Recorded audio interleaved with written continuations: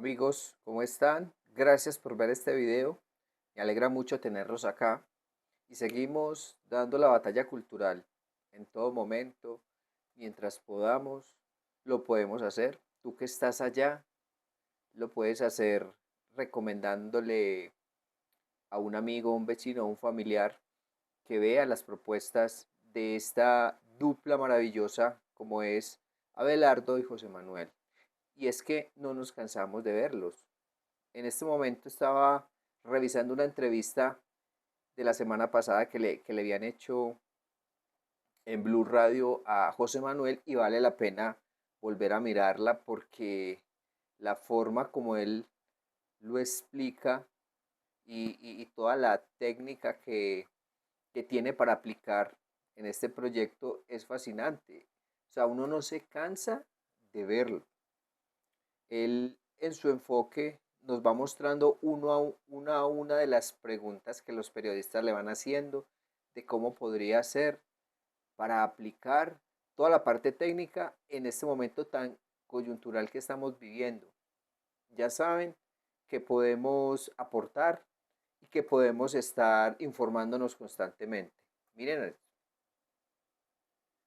Grato estar aquí. Usted ha sido funcionario público, ha estado, digamos, en ese mundo, fue ministro de Comercio, fue ministro de Hacienda también, maneja muy bien esos temas, pero ¿cómo ha sido hacer campaña política? Porque eso es otro cuento. Es otro cuento. En realidad, incluso yo tengo 33 años de vida profesional, de los cuales 29 han sido en la academia. He tenido la fortuna de ser profesor universitario durante 29 años. Nunca he dejado mi cátedra, salvo en el ejercicio de lo público. Y he tenido la fortuna de ser rector de 4 universidades, director de posgrados, director de pregrados, vicerrector financiero, vicerrector académico, mejor dicho, todos los cargos en el mundo académico. Luego, claramente, llegar a la política es totalmente distinta, porque cuando yo llegué al ministerio, nunca llegué por razones políticas. No conocía al presidente de la República. Sino por razones técnicas. Por razones técnicas. A mí me llamaron un día un señor a quien no conocía y me ofreció un ministerio de comercio. Y en esta oportunidad, pues es salir a plaza pública, a echar discursos, a hablar con la gente, pero me parece apasionante, la verdad, lo he Y a disfrutado. conseguir votos, ¿no? Y a conseguir que no es tan votos, fácil. claro, a conseguir votos, pero a escuchar a la gente. Yo creo que uno, en la medida en que lo escucha empáticamente a las personas, uno encuentra la posibilidad de dar respuestas posibles. Y como conozco de la cosa pública, pues sé qué se puede y qué no se puede. Viendo a José Manuel, que es una persona muy humana, muy equilibrada, muy tranquila. Creo que es una persona con todo el conocimiento técnico que se requiere en este momento y viéndolo cómo calcula todos sus movimientos, cómo está presente en uno a una de las actividades que le va a tocar hacer cuando comiencen a gobernar. Mira que más adelante, para que lo tengan en cuenta, le hacen una pregunta y es eh, cómo van a ser en cuestión de partidos que no los aceptan.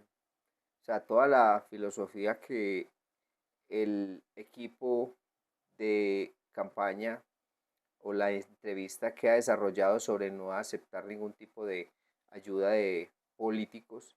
Y él va a decir que prefieren perder con dignidad antes que romper los principios. Eso es muy importante para que lo tengan en cuenta cuando él lo diga. Y creo que en este ejercicio estoy viviendo un libro que se llama Fish, que es disfrutar los momentos que uno tiene en la vida. Yo sí estoy disfrutando la campaña. Qué bueno. ¿Qué le dijeron en la casa cuando usted llegó y dijo, bueno, acepté ser la fórmula de la vicepresidencia de Abelardo de la Espriella? No, digamos que lo que es importante es que cuando yo acepté eso, tuve una comida con Abelardo de la Espriella en su casa en Barranquilla y fue con mi señora, porque él me llamó el domingo en la noche, Sí. me dijo, vente para Barranquilla con tu señora y quiero hablar con mi señora y quiero contarte algo sobre la campaña. Y ahí fue la cuarta vez que había visto a Abelardo de la Espriella, la verdad.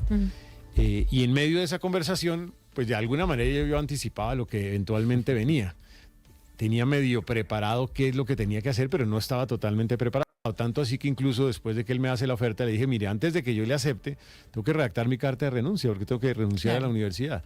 y tengo que hablar con mi jefe, porque si no, ¿qué puedo hacer?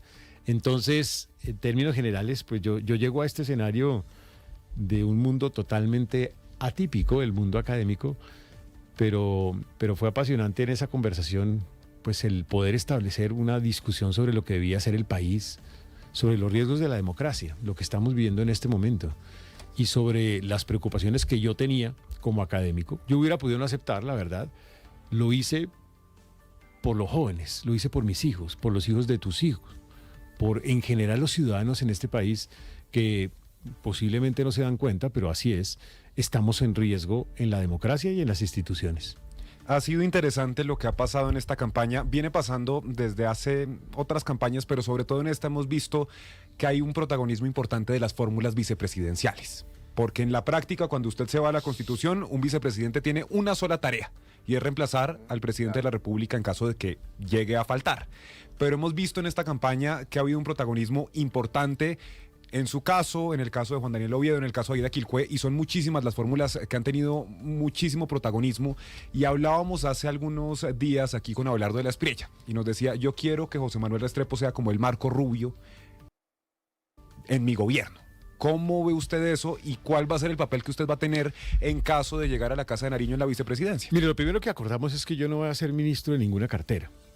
Yo lo que voy a hacer es un puente entre los actores de política local y los actores internacionales. Puente entre los actores económicos para darle tranquilidad a los mercados internacionales y calificadoras de riesgo sobre el manejo económico y el manejo fiscal. Puente en el Ministerio de Energía con los actores internacionales interesados en invertir en Colombia en energías renovables y en otras formas de energía. Puente entre el Ministerio de las TIC y las oportunidades de Colombia internacionales en cuarta revolución industrial, en inteligencia artificial, en computación cuántica. Puente entre la Cancillería colombiana y las oportunidades de una nueva relación con Estados Unidos, sobre todo a partir de las oportunidades que tenemos con Venezuela, para, entre otras, además, llegar con inversionistas colombianos a Venezuela, o para abrir nuevos mercados en Oriente Medio, en Asia, donde yo creo que Colombia tiene mucho por desarrollar más allá de Corea del Sur. Tiene que tener Japón, Indonesia, Malasia, India y otros destinos. Y puente también entre el Ministerio de Defensa o el Ministerio de Educación y las necesidades en ciencia, tecnología e innovación, pero también en seguridad estratégica. En el fondo, es conectar a Colombia con el mundo y tratar de proyectar a Colombia al 2050, como enamorar al país de una nueva dimensión de nación en donde se abren muchas más oportunidades en muchos frentes. Usted es un hombre que sabe de economía. Ya hablamos de su experiencia como catedrático, como profesor, pero también como ministro de dos carteras, pues que manejan eso, el tema de la economía. ¿Cómo ve el manejo que le está dando el gobierno al tema del Banco de la República? Porque hoy, en un tono muy conciliador, dice el doctor Leonardo Villar, bueno, hay que bajarle el tono, hay que... Y la respuesta del ministro de Hacienda, Germán Ávila, no fue la más cortés, podríamos decirlo, insistiendo, por supuesto, en que se equivoca el Banco de la República subiendo las tasas de interés como las subió. Entonces, ¿cómo ha visto usted este manejo? ¿Qué debería pasar? Porque al gobierno del presidente Gustavo Petro le quedan 4 meses, pero en esos 4 meses, pues el banco tiene que seguir tomando decisiones. Silvia, es muy preocupante. Y es muy preocupante por una que es de esas instituciones más importantes dentro de la democracia colombiana. Uh-huh. La autonomía de la banca central ha sido un principio constitucional desde la Constitución del 91 y ha garantizado que Colombia preserve el poder adquisitivo de la moneda y evite escenarios de hiperinflación que terminan afectando siempre a los más pobres, a los más vulnerables. Cuando el ministro de Hacienda o no entiende o se hace el tonto con la autonomía de la banca central, en el fondo está desconociendo un principio constitucional. Y además me preocupa que el propio ministro de Hacienda, lo cual demostraría ignorancia económica, no se dé cuenta de que la razón por la cual el Banco de la República sube las tasas de interés es porque el propio gobierno no ha controlado los excesos en materia fiscal. Si tú desde el 2023 hasta la fecha has aumentado el déficit primario en más de 10 veces, el endeudamiento en más de un 50% y los costos de la deuda entre un 40 y un 70%, pues tú estás manejando mal las finanzas públicas. Cuando hay excesos fiscales, la presión sobre los precios existe y puedes subir los precios como efectivamente están subiendo, con el agravante de que ese aumento de precios pues lleva a un escenario de reflación, es decir, de más inflación. Vieron esta semana a Gustavo Petro, que decía que la subida del salario mínimo no había afectado para nada la inflación y que las subas o los mecanismos por los cuales las cosas habían subido eran debido a otras situaciones, pero no a eso. Y que por eso el Banco de la República no tenía por qué haber subido los intereses. Y debido a eso, que si seguían subiendo las tasas, tocaba subir el salario mínimo nuevamente. Qué locura, ¿no? Es increíble, para no creer, entendiendo de que eso no es posible. Al banco no le queda otra alternativa. Pero me preocupa que además, porque uno puede tener diferencias en una junta del banco. Yo pude haber tenido diferencias en la junta. Pero cuando el ministro pone en entredicho la autonomía de la banca central, se está metiendo con un principio de nuestra constitución política. Y además de eso, lo que esto significa es que de aquí en adelante, pues no está creyendo en la institucionalidad. Pero esto confirma, entre otras, además, lo que ya sabíamos. El propio presidente de la República ha acompañado, y la fórmula de Cepeda y de Quilco están acompañando una reforma a la Constitución, una constituyente, que dentro de los capítulos tiene explícitamente la eliminación de la autonomía de la banca central. O sea, esto confirma lo que ellos quieren. Ellos lo que quieren es romper la autonomía de la banca central para supeditar la política monetaria a la política fiscal, poder gastar en exceso, pero ahora financiado por la maquinita del Banco de la República. Mire, hablando de todos estos temas económicos, una de las calificadoras más importantes, Standard & Poor's, rebajó la calificación de Colombia. También lo hizo con Ecopetrol. Si usted y Abelardo de la Espriella, que es el candidato a la presidencia, ganan las elecciones, ¿cómo van a hacer para recuperar la confianza de Colombia en materia de inversión extranjera y en ese tipo de temas que son tan importantes como la calificación sobre el riesgo que tiene nuestro país? Mire, antes de seguir, yo me pregunto, si le preguntaran a la a la vicepresidenta y senadora también de Iván Cepeda, que le hicieran esta misma pregunta, ¿cómo pensaría ella solucionar todos estos temas económicos del país? Yo me pregunto, ¿cuál sería la respuesta? Juzguen ustedes. ¿Acaso Aida Quilcue respondería de manera tan clara, tan técnica, tan organizada sobre uno a uno de los pasos que se tienen que aplicar para empezar a estabilizar la economía, para empezar a recuperar la confianza de los organismos internacionales y tratar de renegociar todas esas deudas, esa deuda pública que está dejando este gobierno? Miren, pónganse a pensar si Aida respondería lo que va a responder José Manuel. Lo que hay que hacer es ordenar las finanzas públicas que están destrozadas. Y hay que enviarle una señal a los mercados de cómo lo vamos a hacer. Lo que hemos dicho es, esto tiene que tener varios capítulos. Primer capítulo, una disminución del tamaño del Estado central. Esa disminución del tamaño del Estado central sería una demostración de que hay un compromiso de gobierno para tratar de ser más eficiente en el gasto público. Porque el modelo actual es insostenible. Si tú te gastas 545 billones y tienes ingresos por 300 billones, tienes un desfase de 245. Si eso es permanente, eso no es sostenible en el largo plazo. Segundo, toca tratar de recoger lo que está servido sobre la mesa. 150 billones en exenciones, 100 billones en evasión, 80 billones en corrupción. Recoja la tercera parte, poco más de 100 billones de pesos. Hay que demostrar cómo lo podemos lograr y yo creo que se puede lograr. Y tercero, hay que buscar un mecanismo para darle, llamémoslo, fortaleza al Comité Autónomo de Regla Fiscal, para que tenga los dientes suficientes para decirle al gobierno, al Ejecutivo, al Legislativo, no, ese proyecto no. No, ¿por qué? Porque va en detrimento de las finanzas públicas. Y lo más importante en el ajuste fiscal es demostrarle a los actores internacionales que aquí hay una estrategia de crecimiento. Porque el mejor ajuste fiscal es crecer. ¿Y eso cómo se logra? Con una estrategia productiva en mi opinión, debería estar basado, y así lo tenemos en la campaña, en sectores como la agroindustria o agrotecnología, servicios basados en conocimiento, industria 4.0, energías renovables no convencionales y turismo sostenible. Recuperar de nuevo los hidrocarburos y la minería, sin miedo, y decirle a los colombianos, se reactivan los contratos de exploración de gas y de petróleo y se aplica el fracking, es decir, la exploración no convencional, en Colombia o en el exterior. Y de inmediato, primer decreto de gobierno, citar asamblea de Ecopetrol.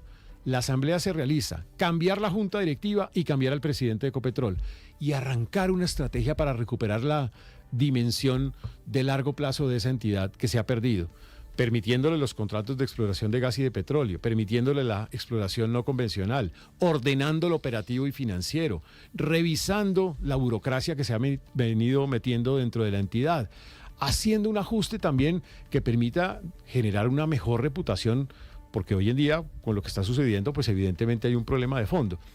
Y demostrar una buena gerencia pública. Yo creo que se necesita gerencia pública en eso, en el manejo de la regulación en energía, en los servicios públicos, en la salud.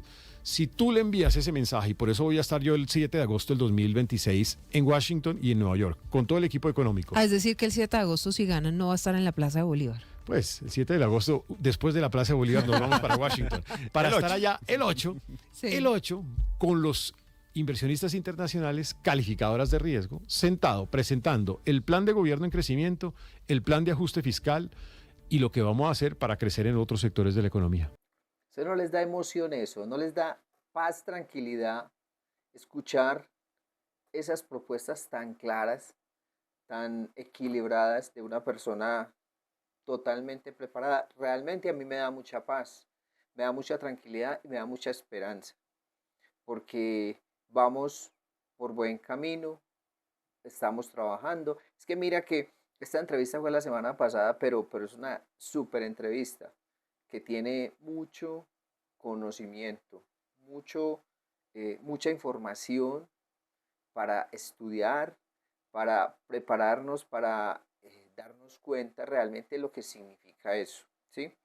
Lo que significa un proyecto bien elaborado, bien estructurado en la parte técnica, sin hablar del liderazgo, que ya sabemos de que el tigre es el propio, el que está gerenciando todo este movimiento de defensores de la patria.